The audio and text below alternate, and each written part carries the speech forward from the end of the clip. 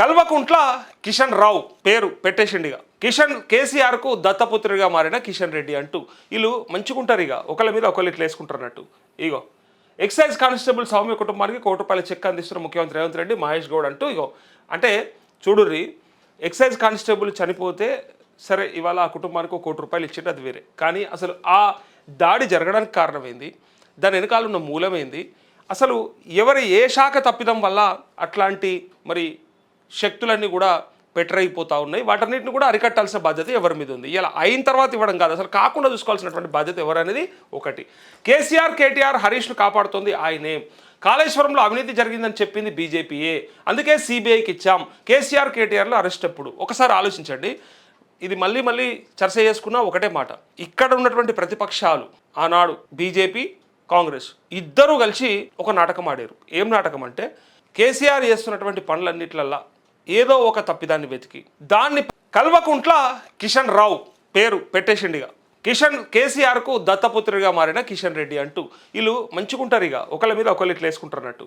ఇగో excise constable Soumya కుటుంబానికి ₹1 check అందిస్తున్న ముఖ్యమంత్రి రేవంత్ రెడ్డి, మహేష్ గౌడ్ అంటూ ఇగో అంటే చూడుర్రి, ఎక్సైజ్ కానిస్టేబుల్ చనిపోతే సరే ఇవాళ ఆ కుటుంబానికి ₹1 ఇచ్చేది అది వేరే, కానీ అసలు ఆ దాడి జరగడానికి కారణమైంది, దాని వెనకాల ఉన్న మూలమైంది, అసలు ఎవరి ఏ శాఖ తప్పిదం వల్ల అట్లాంటి మరి శక్తులన్నీ కూడా అయిపోతూ ఉన్నాయి, వాటన్నిటిని కూడా అరికట్టాల్సిన బాధ్యత ఎవరి మీద ఉంది. ఇలా అయిన తర్వాత ఇవ్వడం కాదు, అసలు కాకుండా చూసుకోవాల్సినటువంటి బాధ్యత ఎవరనేది ఒకటి. కేసీఆర్ కేటీఆర్ హరీష్ను కాపాడుతోంది ఆయనే. కాళేశ్వరంలో అవినీతి జరిగిందని చెప్పింది బీజేపీయే, అందుకే సిబిఐకి ఇచ్చాం. కేసీఆర్ కేటీఆర్లో అరెస్ట్ ఎప్పుడు? ఒకసారి ఆలోచించండి. ఇది మళ్ళీ చర్చ చేసుకున్న ఒకటే మాట. ఇక్కడ ఉన్నటువంటి ప్రతిపక్షాలు ఆనాడు బీజేపీ కాంగ్రెస్ ఇద్దరూ కలిసి ఒక నాటకం ఆడారు. ఏం నాటకం అంటే, కేసీఆర్ చేస్తున్నటువంటి పనులన్నిట్లల్లా ఏదో ఒక తప్పిదాన్ని వెతికి దాన్ని పదే 100 మంది 100 సార్లు 100 మంది దగ్గర చెప్తే ఏమవుతుంది, నిజమైపోతుంది. అదే చేసిరు. అట్లా చేసి ఏం చేశారంటే, కేసీఆర్ 1,00,000 కోట్లు దోసుకున్నాడు, కాళేశ్వరంలో అప్పనంగా అంటే నాశనం చేసిండు, కాంట్రాక్టులకు అప్పచెప్పిండు, పైగా కమిషన్లకు కక్కుర్తిపడ్డాడు అని వాళ్ళన్నారు వీళ్ళన్నారు. కానీ ముఖ్యంగా ఎక్కువ అన్నది కాంగ్రెస్. అధికారంలోకి రావడం కోసానికి రేవంత్ రెడ్డి ఎక్కువ అన్నాడు. కానీ వీళ్ళు ఏం చెప్తున్నారంటే, మళ్ళీ అప్పటి బీజేపీనే అన్నది, ఇగో బీజేపీ ఎక్కువ అన్నది కాబట్టి మేమే ఇచ్చినామని చెప్పి అంటా ఉన్నారు. ఎందుకు? మీరే అన్నారు కదా, మరి మీరే అన్నారు అంతకంటే ఎక్కువ, బీజేపీ కంటే ఎక్కువ. బీజేపీ అన్నది, అనలేదు అంటలేను. ఇప్పుడు ఏం చేశారంటే, బీజేపీ కూడా అన్నది కాబట్టి మేము ఇచ్చేసినాం. ఒకవేళ చేయకపోతే బీజేపీ తప్పు అవుతుంది. ఇలా ఆట చూడుర్రి, ఇది ఒక ఆట. ఇలా ఇగో అందుకే సిబిఐకి ఇచ్చినాం. మేము వచ్చాక 70,000 ఉద్యోగాలు ఇచ్చాం, కావాలంటే తలలు లెక్క పెట్టుకోండి, ఒక్కటి తక్కువైనా తల తీసేసుకుంటా అంటూ బీఆర్ఎస్ బీజేపీకి ఓటు వేస్తే మూసిలో వేసినట్లే అని చెప్పి అన్నాడు. ఒకసారి ఈ మాట అన్నాడు కదా, ఇగో ఏమన్నాడు, 70,000 ఉద్యోగాలు ఇచ్చినాం, ఏ మాత్రం తగ్గినా తల తీసుకుంటా అన్నాడు కదా. ఒకవేళ వీళ్ళే గనక నోటిఫికేషన్లు ఇచ్చి, వీళ్ళే గనక అవన్నీ జాబ్ క్యాలెండర్లు పెట్టి ఇచ్చుంటే, ఇగో వస్తుంది ఇక ఉండి ఇక ఓపిక పట్టు. ఆ రోజు ఏమన్నాడు, ఇవాళ ఏమంటున్నాడు, ఒక్కసారి ఇది చూడండి, మీకు అర్థమవుతుంది. 70,000 ఉద్యోగాలు ఇచ్చినా ఒక్కరు ఎక్కువ తక్కువైనా నా తల తీసుకుంటా. ఏం తల తీసుకుంటావా? అసలు తలకాయ ఉందా? అసలు నీకు తలకాయ ఉందా అని అడుగుతురు ఇలా ప్రజలు. విద్యార్థులు అడుగుతురు, వాళ్ళ తల్లిదండ్రులు కూడా అడుగుతురు, నిరుద్యోగుల పక్షాన కూడా మాసంటోళ్ళు కూడా అడుగుతున్నారు.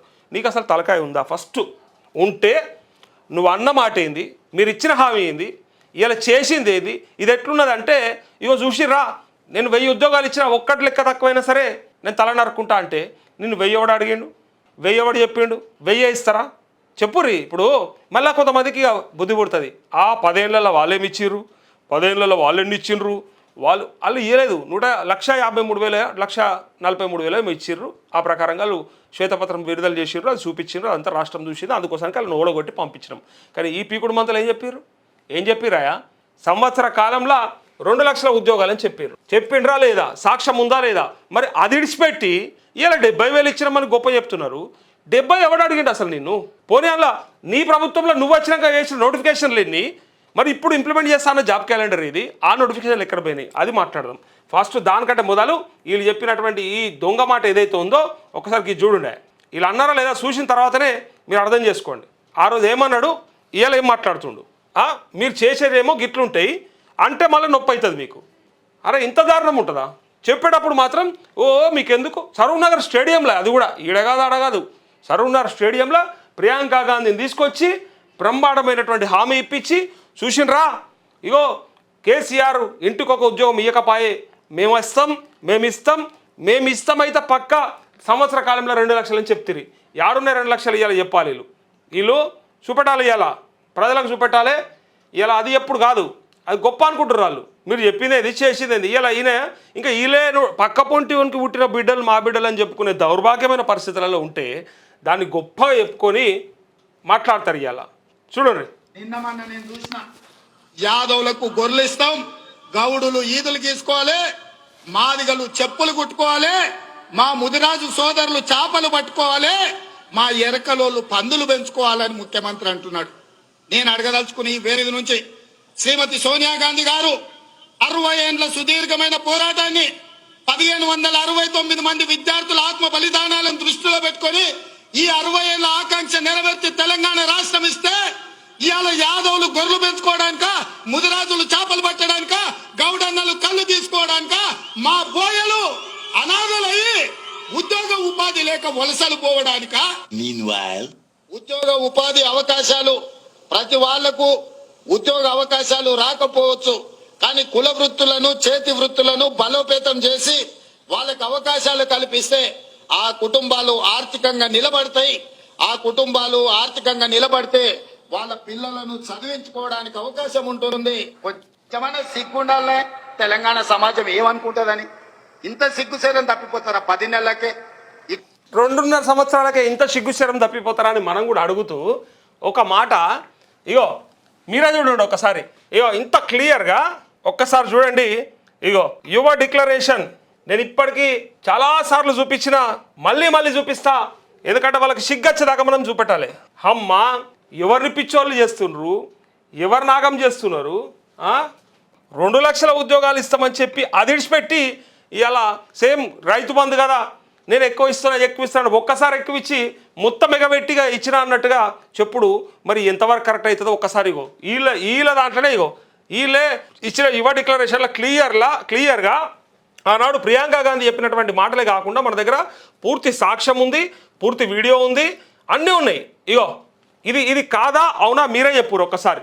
ఇంతకంటే సాక్ష్యం ఇంకేమైనా కావాలనా? Employment 2 lakh vacancies in state government sector to be filled up in a year అన్నారా లేదా? ఇక గిది చూసినాక నేను చెప్పుండ్రా ఎవరికన్నా, చూపెట్టుండ్రా ఎవరికన్నా, అట్లా ఇడిచిపెట్టకురా నేను, అట్లా ఇడిచిపెట్టకుండ్రి. ఇక్కడ సంవత్సరంలో 2 లక్షల ఉద్యోగం, ఇక మళ్ళీ కూడా వెళ్తాడు. ఇక కేసీఆర్ ఇంటికో ఉద్యోగం ఇవ్వకపోతే అడగకపోతే మేనిఫెస్టోలో పెట్టలేడు, ఆయన మేనిఫెస్టోలో పెట్టలేడు అన్నాడేమో.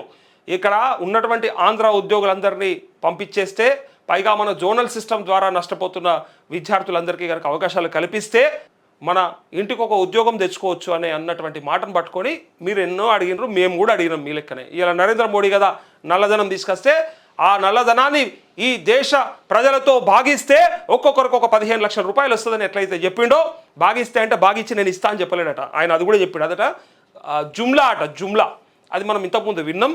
మన అమిత్ షానే దాన్ని అది ఉత్తగా మేము ఏదో అట్లా చెప్పాలని చెప్పినామని చెప్పి ఒప్పుకున్నాడు. సో ఎగ్జాక్ట్గా ఇక్కడ కూడా ఒకసారి చూడండి, 2 లక్షల ఉద్యోగాలు సంవత్సర కాలంలో ఇస్తామని చెప్పిన దొంగలే ఇలా 70,000 ఇచ్చినామని చెప్తే ఫస్ట్ దీని గురించి మాట్లాడదామా దాని గురించి మాట్లాడదామా? ఇప్పుడు ఇది మాట్లాడదామా వద్దా అది చెప్పురి. ఫస్ట్ ఇస్తా అన్నది ఇడిచిపెట్టి ఇచ్చిన దాంట్లో నేను 70,000 ఇచ్చినా అని చెప్తున్నాడు. దాంట్లో 50,000 ఉద్యోగాలు గత ప్రభుత్వంలో వేసినటువంటి నోటిఫికేషన్లని వాళ్ళు మొత్తుకుంటారు. మన దగ్గర సాక్ష్యాలు కూడా ఉన్నాయి. ఏ డిపార్ట్మెంట్లో ఏ నోటిఫికేషన్ ఎప్పుడెప్పుడు రిలీజ్ చేశారు, ఎవరు రిలీజ్ చేసినా ఏం చేసినా సరే ఈ ప్రభుత్వం వేసింది అనుకుందాం. అయినప్పటికీ మీరు యాడున్నారో ఒకసారి దీన్ని బట్టి లెక్క చెప్పుండ్రి. 2 లక్షలలో మీరు ఎంత ఉన్నారు, ఎంత పర్సెంటేజ్ ఇచ్చారు, మీరు ఇచ్చిన 70,000 లెక్కనే వేసుకోండి. ఎంత పర్సెంటేజ్ చేసినట్టు 30-35% కూడా చేయలేనట్టు. దానికే మేము తల నరుక్కుంటాము అని చెప్తున్నాడు. తల తీసుకుంటాము అయిపోయి. ఒకనాడు కేసీఆర్ కూడా అదే అన్నాడు, మాట తప్ప మాట తల నరుక్కుంటా కానీ మాట తప్ప అన్నట్టు అయిపోయాల అన్నాడు కేసీఆర్ అన్నాడు. ఇలా నువ్వు అంటున్నావు. అందుకే ప్రజలకు తిక్కలేస్తుంది నాయకులను చూస్తే. ఆ రోజు అది చెప్పే, ఈరోజు ఇది చెప్పే.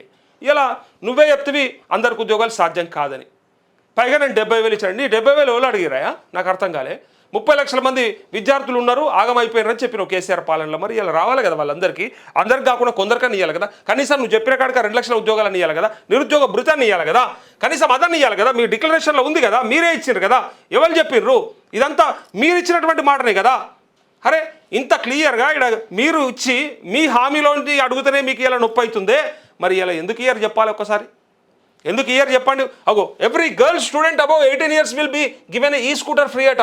వచ్చినాయవా ఎలక్ట్రిక్ స్కూటీలు ఎవరికన్నా వస్తే చెప్పురు జరా, ఎవరికైనా వస్తే చెప్పండి. ఇక్కడ చూడండి ఇంకా ఏం చెప్పిరో. ఇగో అరే youth commission for disbursal of 10 lakh worth interest free loans అట ఇచ్చిండ్రా. మంత్లీ అన్ఎంప్లాయ్మెంట్ అలవెన్స్ 4K ఏడవన్న చెప్పుర్రు. ఇలా 4,000 రూపాయలు ప్రతి విద్యార్థికి ఖచ్చితంగా ఇస్తామని చెప్పారు. రాలే ఇల్లే. దాని గురించి ఎందుకా ఇంకా పెద్ద పెద్ద మాటలు మాట్లాడుతూ 70,000 ఇచ్చినా తల ఒక్కటి తక్కువైనా తల తీసుకుంటా. ఏం మాటలు అవన్నీ కూడా ఏదో ఇచ్చినట్టుగా పెద్ద